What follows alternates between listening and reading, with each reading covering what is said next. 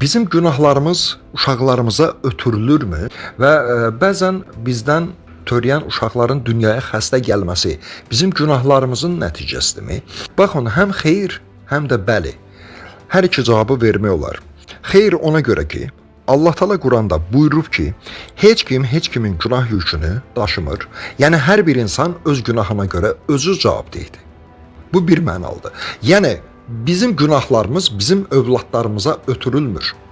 Amma parapsixoloqların belə bir fikri var ki, günah dediyimiz amillər bizim irsiyyətimizə, genomumuza həkk olunur və bizdən gələcək nəsillərə ötürülür.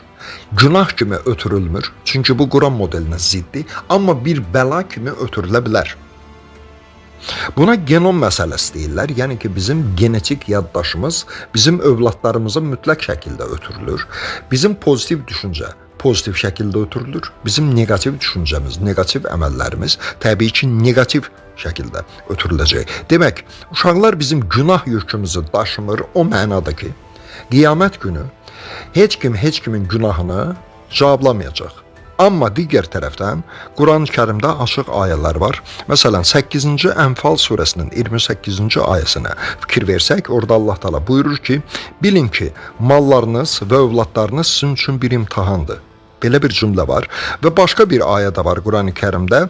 Təğabun surəsinin 64-cü surənin 15-ci ayəsində deyilir ki, həqiqətən də mallarınız və övladlarınız bir imtahandır, böyük mükafat isə Allah yanındadır.